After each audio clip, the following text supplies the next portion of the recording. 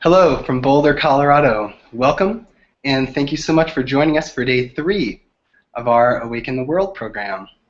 Today's theme is waking up through relationships, and our host, I'm so glad to say, is Susan Piver.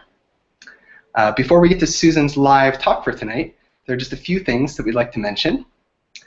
The first is that we really encourage you to engage with this talk by offering questions and comments in the comment box towards the bottom of this webpage. The second, as we mentioned last night, we're giving away a retreat every night. The winner of last night's retreat, which is a Learn to Meditate retreat at Shambhala Mountain Center, is Jennifer Humphreys. So Jennifer, we'll be sending you an email very soon with details about that and how to proceed. Tonight's retreat that we're giving away is one that's going to be led by our host, Susan Piver, at Shambhala Mountain Center this December, which is fearlessly creative, and it's a writing retreat. It's very wonderful. I attended last year, and I'll be there this year. Finally, for everyone who doesn't win a retreat tonight, we'd like you to know that all participants in Awaken the World can use a discount code that'll get you 10% off the meals and lodging charges for any retreat that you want to attend at Shambhala Mountain Center. So, now it's my great delight to introduce Susan Piver. Susan is a New York Times best-selling author of 7 books, including the award-winning How Not to Be Afraid of Your Own Life and The Wisdom of a Broken Heart. She is an authorized teacher and meditation instructor in the Shambhala Buddhist lineage and has practiced meditation for 15 years. Susan leads retreats and teaches around the world. In 2011, Piver launched the Open Heart Project, which offers an online course of meditation instruction to thousands of at-home practitioners. So, at-home practitioners, so glad to turn it over now to Susan Piver. Susan, thank you so much for being here, and please offer some wisdom. Thank you, Travis, and I am completely delighted to be here and to be a part of Shambhala Mountain Center's Awaken the World. Before I start talking about relationships, I do want to say that Shambhala Mountain Center is my favorite place in the world. The topic of relationships is probably my favorite topic in the world, and attempting to be awake in the world is by far my favorite activity. So this is a wonderful and delightful opportunity for me to speak with you. And it has also been really wonderful for me to get to talk to other Dharma teachers on this topic. I had a wonderful conversation with Susan Chapman that you can hear also about communication in relationships, which is, of course, the foundation of good relationships, and a completely delightful talk with the wonderful Dharma teacher, Tara Brock, about relationships from a Dharmic point of view, but it was also quite a personal conversation that we were able to have together. And there's also a talk on 4 Immeasurables by Dr. Jerry Braza. So altogether, I think you could get a good hit of Dharmic insight into the very complicated topic of relationships. As mentioned, I have been a meditation practitioner for 15 years, and I'm also married, and I've been married for about the same amount of time. And as we all know, relationships are terribly complex, but I don't know how I would survive in my relationship without Buddhist wisdom. And it is some of that wisdom that I want to share with you tonight. It seems that no matter how practiced we are, relationships are incredibly difficult for everyone. And even for Dharma practitioners who try to apply the Buddhist teachings in all areas of everyday life, you know, work and health and money and all the things that we all have to deal with as part of regular life, you know, I can apply the Dharma to those things, especially sort of the notion of impermanence, that everything changes. Okay, I have my work, I recognize that it's going to change. I have my health, I recognize that it's going to change. I have my bills. I hope they're going to change. And the one place that I find it very difficult to apply the notion of impermanence is to my own relationship. That must stay permanent. So, of course, that is not possible. But often a great breakdown occurs when it comes to matters of the heart in applying the Dharma. I find that very interesting. So in my own thinking about how I could apply Buddhist teachings to my relationship, I thought back to the core teachings of the Dharma, which, as probably many of you know, are based around the Four Noble Truths. So one day I guess I was like in a fight or something with my husband, and I was thinking, well, what could the Four Noble Truths be of relationships? Because I really need to know them right now.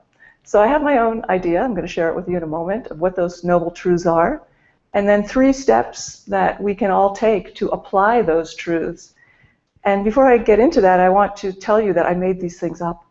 These are not things that the Buddha said or things that I read anywhere. They're things that arose in my own mind. So you must take them with a grain of salt and test them if you find them interesting. Test them in your own relationship life. And whatever applies, it is now your wisdom. And whatever doesn't apply, you are free to never think about again. So the first noble truth of relationships is that relationships are uncomfortable. Relationships are uncomfortable.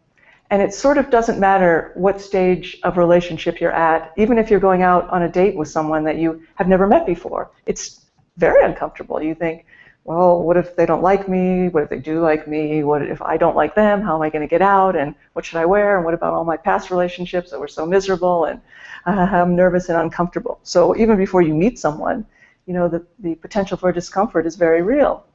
But I will tell you, as someone that has been married for 15 years or so, that there is also incredible discomfort, but it's a different kind of discomfort. It's more the discomfort of like, why are you doing that thing again that I asked you 9 million times never to do again? You just did it again.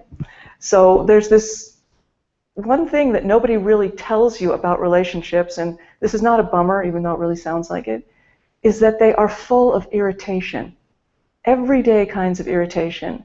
And at first, that can seem like, uh-oh, what's going wrong? Because I'm very irritated right now. But there's something about that rubbing up against another person in the efforts to live a daily life together that actually provides a kind of fire and warmth that is not unimportant. So the first noble truth, relationships are uncomfortable.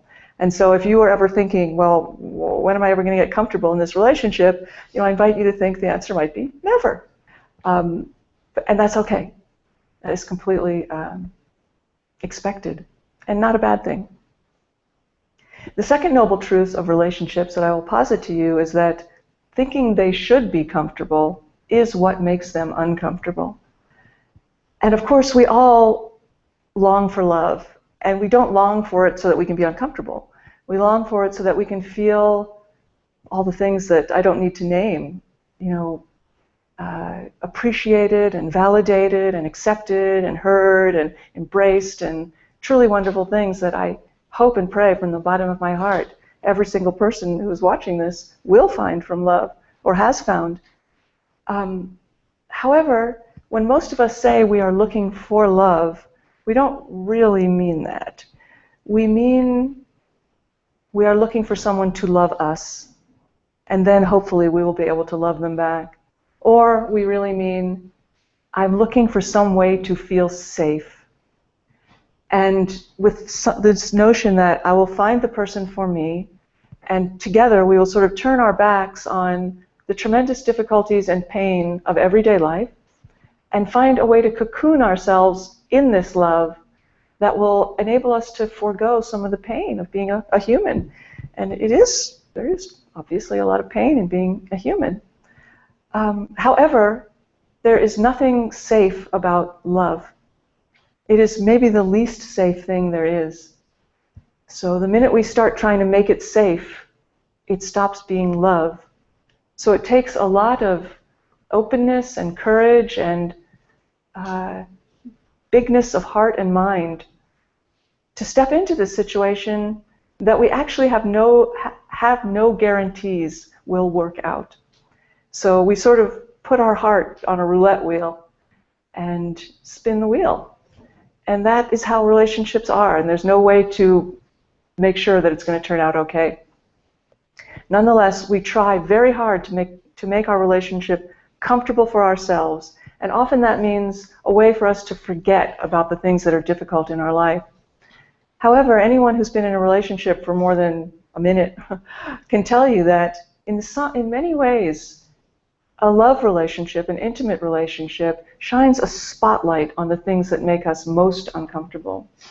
And again, may not be what we think is the ideal relationship, but there's also tremendous benefit in that, tremendous heart and tremendous truth in being with someone who doesn't make us feel comfortable, but who shows us where our edges are.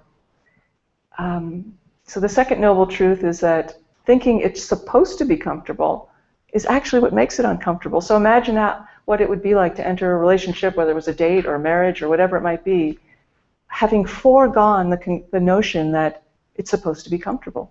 It would be a whole different situation. So think about that. The third noble truth of relationships is that meeting the discomfort together is love.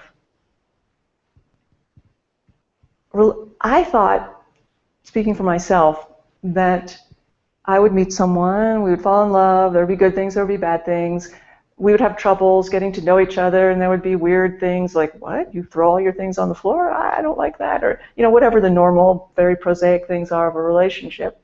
But that at some point it would sort of even out, and we would be cool. But I would like to tell you, ladies and gentlemen, that a relationship never stabilizes. It is always going like this. There are always times of great passion and intimacy and warmth and understanding and friendship, and then times of great distance and boredom and anger. And the weird thing is, one can't, or I can't, predict when a particular phase will happen. I can be an incredibly loving, kind, nice, awesome person and kind of get a blank stare back from my husband. And there can be other times where I show up as my most cranky, puny, unpleasant self, and I just see the eyes of love gazing back at me from him. Or not. There's no telling. So it never ever stabilizes. And therefore I say that meeting the discomfort, riding those waves, surfing that destabilized fact, or the fact of destabilization, is love itself. Because you may think, oh, you love someone because they're nice, they're smart, they're funny, they make you laugh, whatever it might be. And at first, of course you love someone because they have wonderful qualities. But after a certain point in a relationship, I will be perfectly frank that I can't really tell you what I feel about my husband anymore. I guess you could call it love, but it is so much more than that.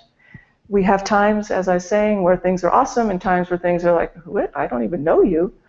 But somehow, through this act of riding these waves together and standing in this crazy storm of love together, month after month and year after year, rather than feeling love for each other, I find that we are living in love itself. And the longer we are together, the stronger and bigger the container of love is. And the container of love can hold both feelings of love and feelings of distance and feelings of confusion. So it's the relationship itself that gives us love instead of the other way around. And that developed through this willingness, whether we knew this is what we were signing up for or not, to ride these waves together. So just to summarize, I'll say that it has nothing to do with what you feel about each other that makes a relationship loving. But if you can find someone who will stand shoulder to shoulder with you and look together at these crazy waves of passion and distance and chaos and doubt and affection and who knows what, that is the best we can ask for, and it is pretty friggin' good. I will say that. That's a good relationship, to find someone who will stand with you in this maelstrom. So that's the third noble truth. And the fourth noble truth is that there is a way to work with it all. So it's not just like showing up and hoping for the best. Yeah, okay, someone said things are going to be crazy and uncertain, but let me just hope that things work out. There's actual steps that you can take. There are things that you can do to strengthen your capacity as a lover, as someone who loves. So there are three, I believe I said. And the first, and these are also based in my views of Buddhist wisdom called the three yana view, Y-A-N-A. And the first step that I think is very important for everyone to take in relationships is what I would put under the heading of precise. To be very precise in certain ways about the way you are with the person you love, about the way you are with yourself in a love relationship. And by precision, I mean things that are very simple, but actually not easy. Precision means things like having good manners, but I mean like deeply good manners. Deeply good manners are rooted in a foundation of thoughtfulness, and thoughtfulness means thinking of the other person in addition to yourself. So there's no such thing as good manners without being able to place your mind in the other person's experience. It can mean things as simple, however, as if you say you're going to show up at 9, you show up at 9. And if you think you're going to be late, you call. It's amazing how little things like that can actually destabilize and cause distrust and pain if you don't do the things you say you're going to do. It means you tell the truth skillfully, not stupidly. It means you represent yourself accurately and you declare your intentions honestly as you know what they are, not that they have to stay the same. But if you are with someone who can't sort of rise to this very basic level of good manners, of showing up, of being honest, of being who they say they are, then there's not much hope there. There's not really very far you can go without that basic ground level of decency and good manners that are predicated on this kind of precision, really being thoughtful and clear and present in your relationship. So the first step is to be precise. The second step is to be open. And I'll tell you what I mean by that in 1 second. What I mean by that is that in your relationship, you look at the other person, wait for it, as being at least as important as you are in the relationship, and maybe even a little bit more important. I must say that when I fell in love and made a commitment to a relationship, I was actually quite surprised to find there was another person there, in a sense, that had their own needs and their own confusion and their own... I guess I thought, well, this is really good for me, about me in some way, but no. In fact, the more you are able to place your attention on the other person's experience in the relationship, not to abandon your own and lose sight of it, because that would be very destabilizing for both of you, but the more you can sort of take your mind off of exactly how everything is affecting you and place it with great generosity on the other person to see how things are affecting them, the more warmth there will be in your relationship. As I said earlier, when most of us say we're looking for love, we're sort of really looking for someone to love us or a way to feel safe, and feeling safe is not an option. So even though it's very hard to sort of give that up, the only way to find a sense of power in love is not in waiting for someone to love us, but as a lover. That is the only seat of power. And I'm not saying overpowering or aggressively powerful, but the seat of power and stability and grace is as a lover, as opposed to one who is waiting for love. So you can always find a way to put love into any situation, and that is by offering it. And there's no circumstance where that is not possible. Of course, sometimes love looks like sweetness and light, and sometimes it looks like I'm out. So it's up to you to figure out which one is appropriate. I once, a long time ago, was in a relationship. I had a boyfriend. I was like a teenager. I was really young. And I lived in another country. We lived together. And I thought, well, I really loved this person, and I knew he loved me. But I thought, well, am I going to live in this foreign country for the rest of my life? Or I'm not really sure. Is this it? Is this my life right now? I don't know if I'm ready to make this sort of step. So we had many conversations about whether I should stay or go, and we would stay up night after night just like crying together because we really loved each other, but we were very young. And at one point in one of these conversations, he said, I think you should go home. And I was sort of surprised because, again, I knew he really loved me and didn't want me to leave. And I said, what makes you say that right now? It still makes me tear up, actually, to think about this. He said, because I love you more than I love us. That's a good boyfriend. That is a noble way to love. And again, it's not anything about neglecting yourself or abandoning yourself or martyring yourself, because that's silly and stupid and nobody should do those things. But to somehow place your love for the person a little bit above your love of your relationship with them changes everything, creates enormous space and opportunity for great kindness. So, open is the second step. And the third step, and this is the last step, and I would love to hear your questions or comments, so please feel free, is what could fall under the heading of beyond.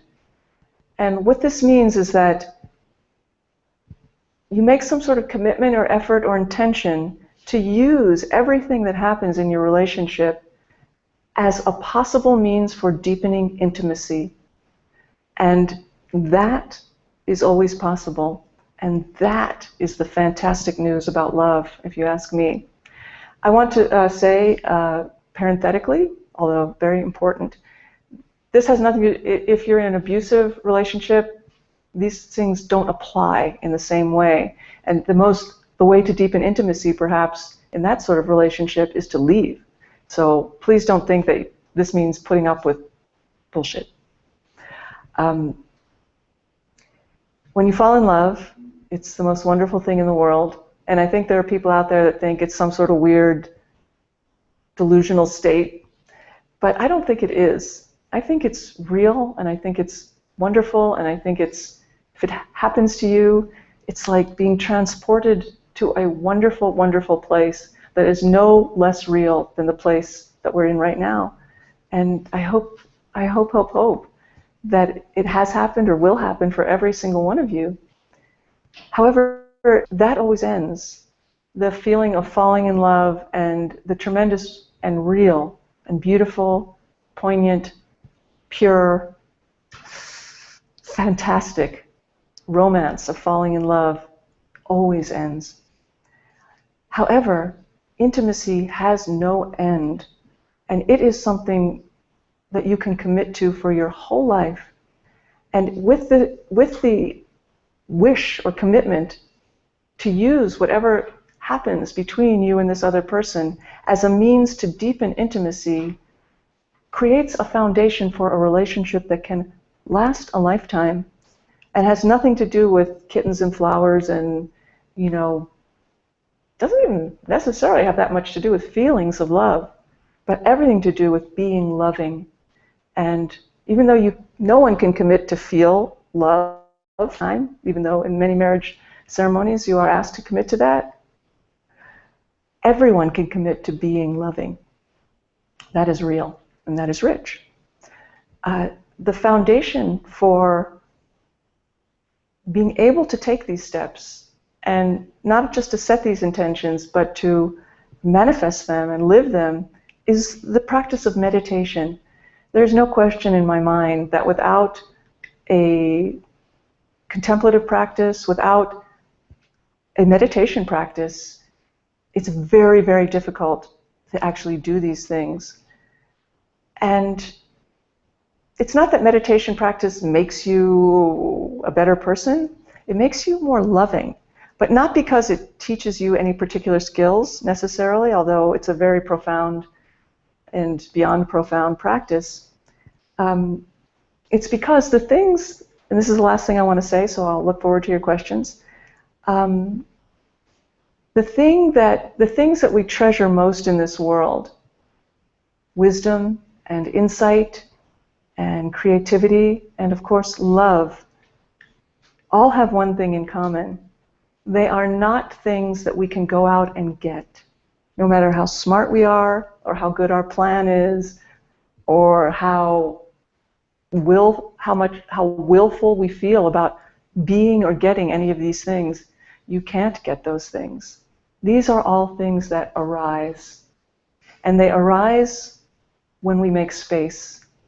So these are things that we receive. They are not things we can go out and get.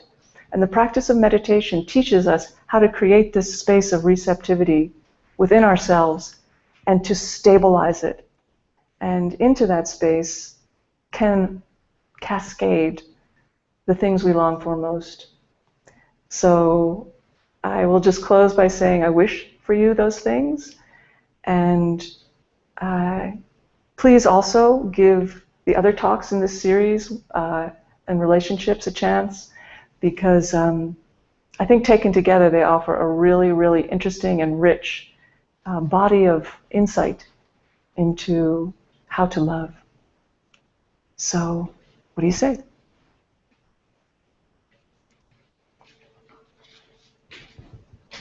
Thank you. Questions? The first question is, how can you engage in love without indulging in unhealthy attachment? Well, that's a very good question.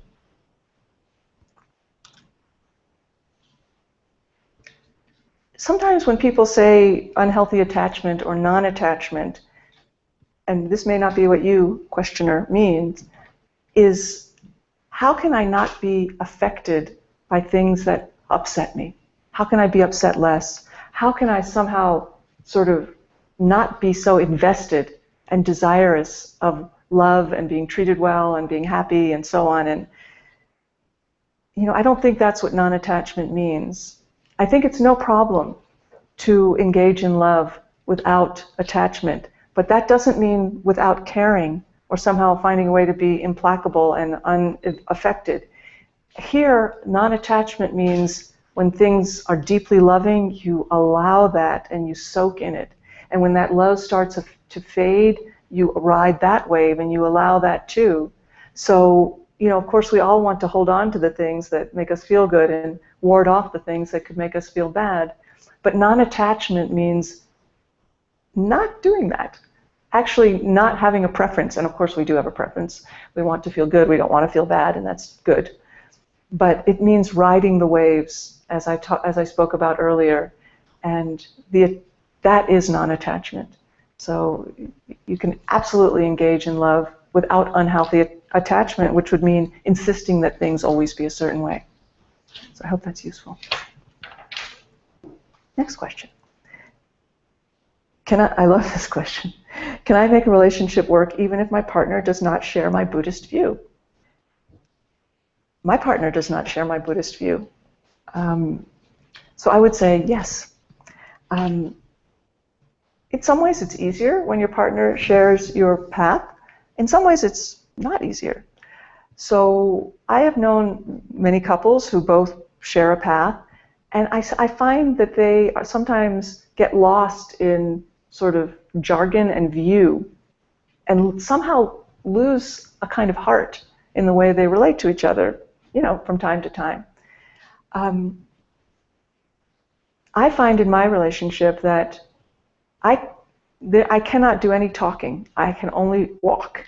I have to walk the talk of being a Buddhist, and I can't say anything about, can't you see how compassionate I'm being, or can't you practice more, loving kindness toward me or something. And I'm not suggesting that's what you are doing, but I have to be a Buddhist. I have to be loving and be compassionate and have sympathetic joy and be equanimous. And that is more important, I would say, by far, than anything. So, sometimes you think, well, I'm doing all these things. I'm being nice and open and beyond and precise and so forth, but this other person isn't, and they don't understand. I just heard this talk or whatever. I think this is the right thing to do. How can I get them to do it when they don't read what I read or think what I think? And the way to do that is to be those things. That is far more magnetizing than any conceptual sharing of a viewpoint that you can do. So I hope that's useful. Why do we get bored in relationship? How can we deal with that? Well, my friend, if I knew the answer to that question, I'd be taking you all to dinner tonight.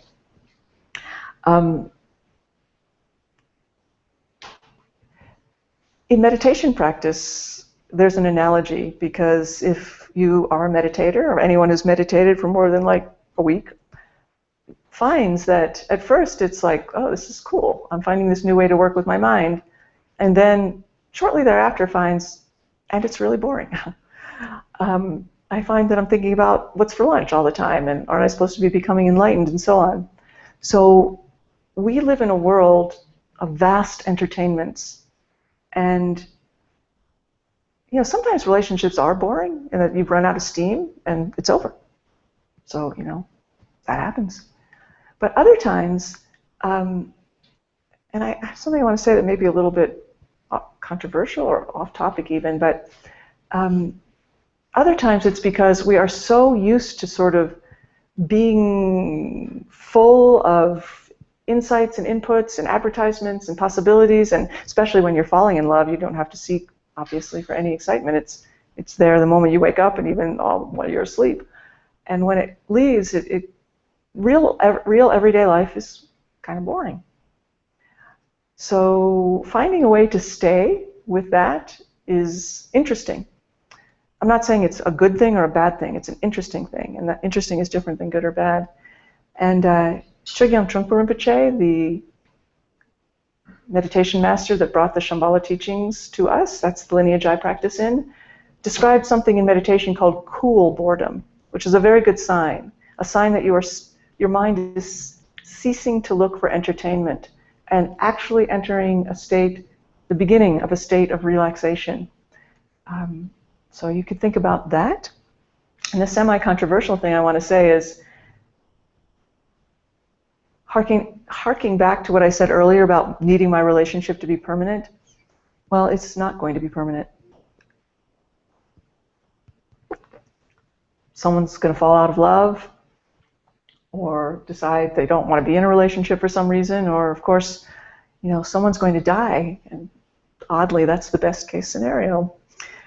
So it's very painful to contemplate that.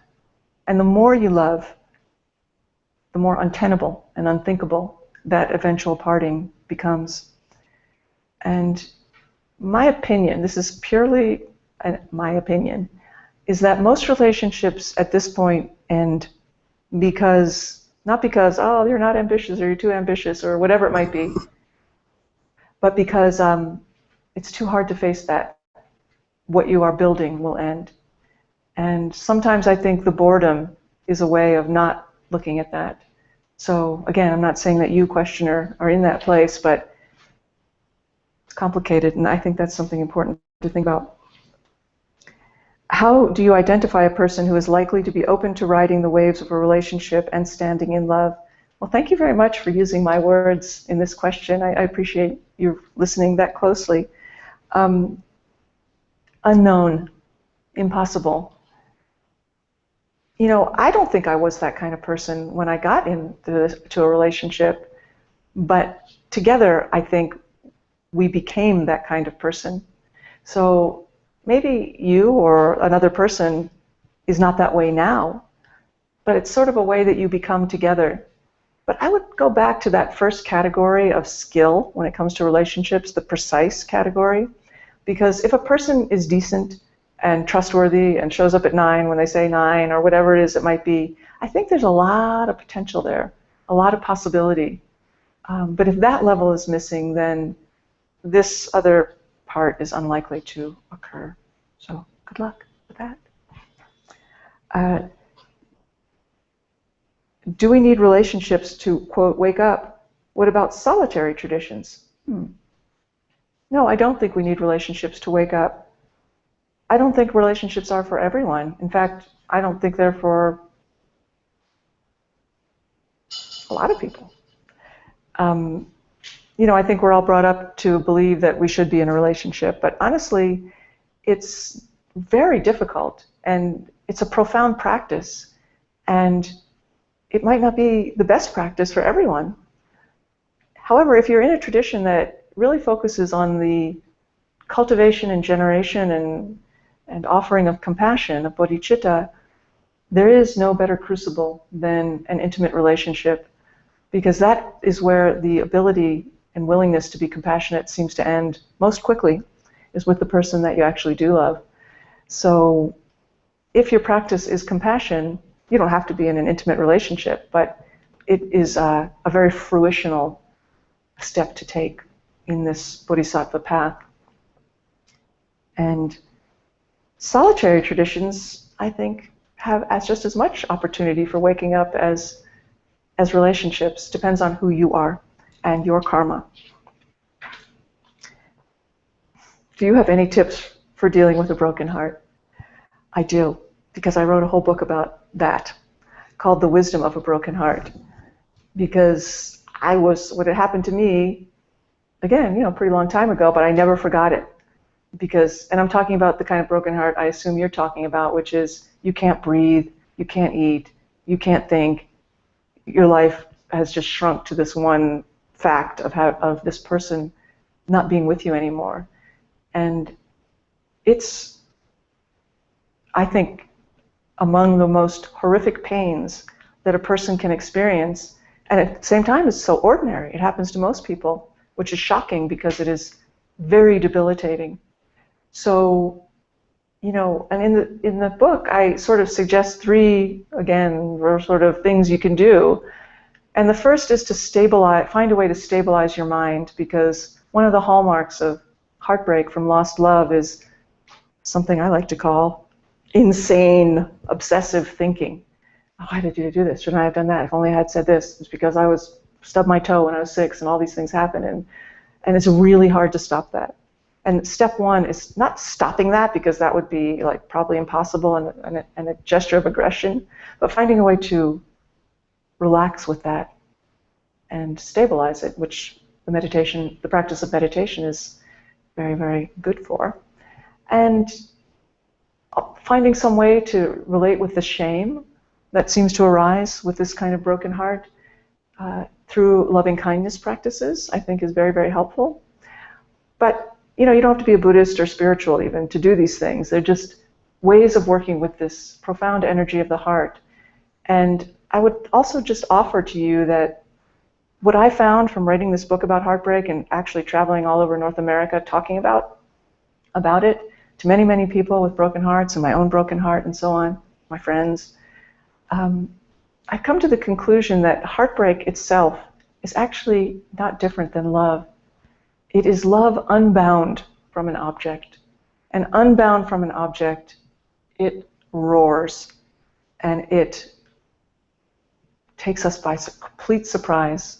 But it is not a sign of brokenness. It is a sign of the tremendous power of your heart.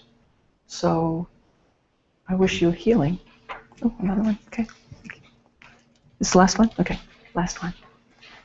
You've spoken a lot about relationship and being in love. What about other relationships that are of sustenance? How do we balance meeting others where they are with starting where we are in a relationship? I'm going to read that again. Other relationships.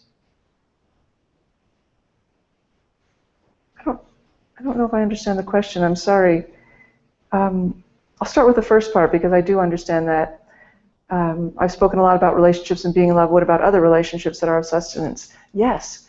The more relationships that are loving and sustaining that we can have, the better. That's great. And we can only meet others where they are. There's really no other option. And we can only start where we are in a relationship. So if I understand, and I'm afraid I probably don't understand the meaning of your question, but there's an inevitability. There's no need to balance meeting others where they are because it's the only option. So thank you for that question, and I wish I could have given you a better answer.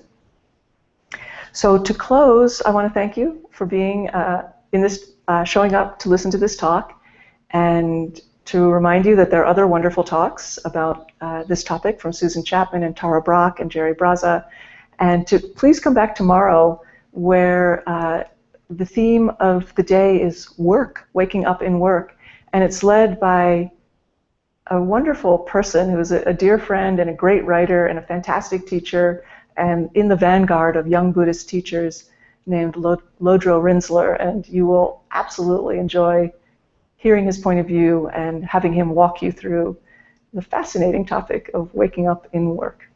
So, to your wakefulness, thank you. So thank you, Susan. Just want to take a moment to express so much gratitude that to Susan for being a part of this program. She's a wonderful teacher for a lot of us, a lot of us. And as I mentioned in the intro, she can be a wonderful ongoing teacher for you if you join her Open Heart project.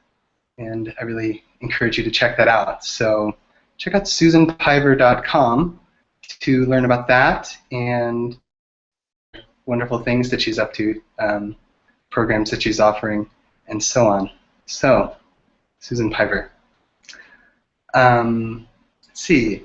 You can watch tonight's talk. It'll be available for 48 hours, the recording, online, along with all the rest of the content that she was referring to related to today's topic. And there's a link just on this page. You should see it somewhere below me. And they're all available for 48 hours. And just a reminder that all of this content and the content from all the other days is available forever in a resource package that we put together. And you can find information about that by following a link on the page that contains all of tonight's talk. So please check that out. And let's see, as Susan mentioned, tomorrow we have Lodro Rinzler, another wonderful teacher, and a lot more teachers coming into the space as well to talk about work. So thank you so much for tuning in and joining us, and please enjoy all the rest of the teachings for day 3, Waking Up Through Relationships. Wishing you wonderful, healthy, enlightening love.